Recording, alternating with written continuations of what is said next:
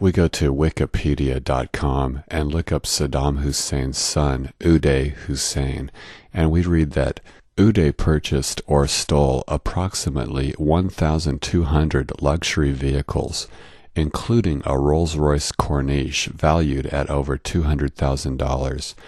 Uday is reported to have arrived at a polling station during a referendum on his father's regime in a pink Rolls-Royce.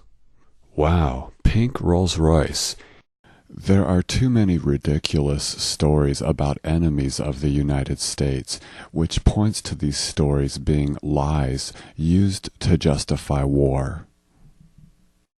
The whole world are looking at General Amin and Uganda as a whole. What will be the future of Uganda?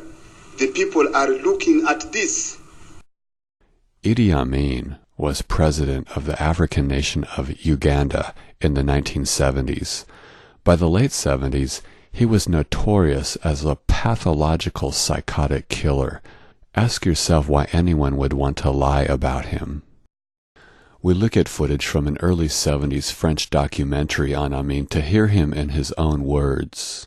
Idi Amin will mention Golda Meir. She was Prime Minister of Israel, and he also mentions General Moshe Dayan, the Israeli Defense Minister at the time.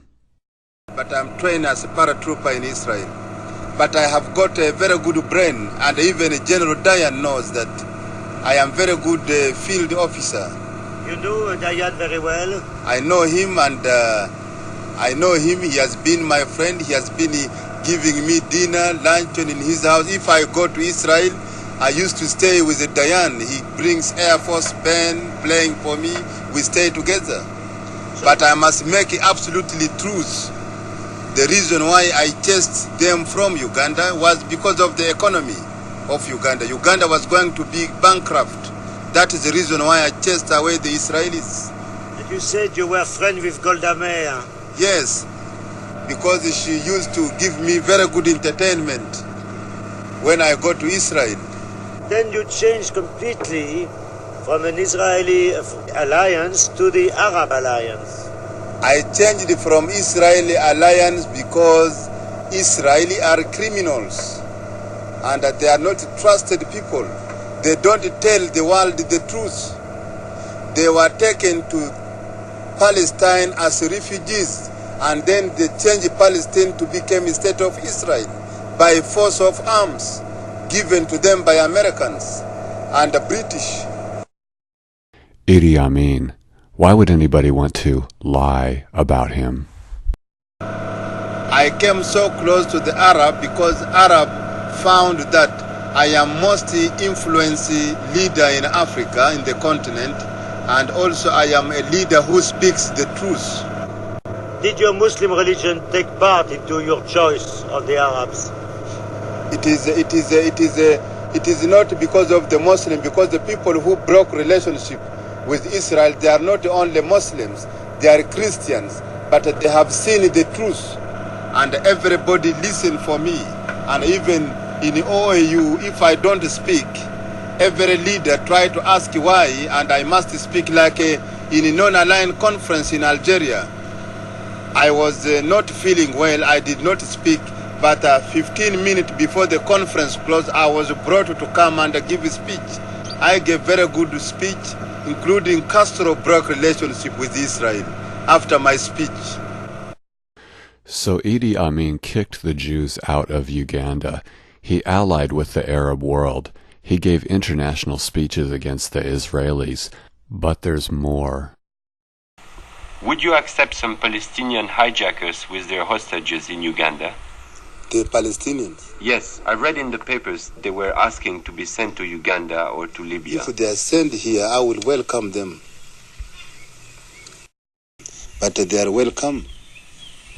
In Uganda? Yes.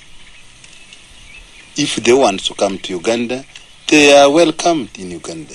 They have got a representative. Having expelled the Israelis, General Amin installed the Palestinians in the former Israeli embassy. But the people in some planes are innocent. But you must not go in the airplane which is belonging to Israelis, to Portuguese, to South Africa. If you use this airplane, then it is up to you. You must choose, because the airplane is booked in advance. Then in 1976, he let hijackers land a jet in his country in order to exchange the jet passengers with Palestinians in Israeli jails. In the subsequent Israeli raid on Entebbe airport, the one Israeli soldier killed by Ugandan troops happened to be the brother of Benjamin Netanyahu. He later became the Prime Minister of Israel. 8 months after the hijacking, here's the cover of Time magazine.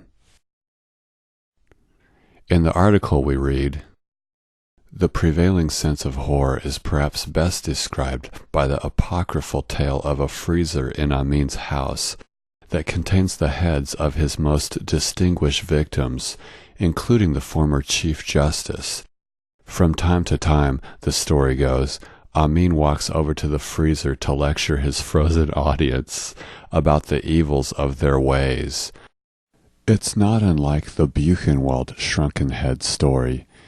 We've looked at the 1940s, we've looked at the 1990s, and now we're extrapolating into the 1970s.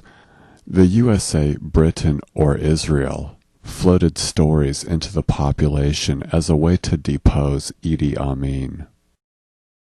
I advocate kindness and good vibes toward all Jewish people and all people, nor do I want Holocaust denial to promote Adolf Hitler, since it's Hitler's militarism that led to millions of deaths.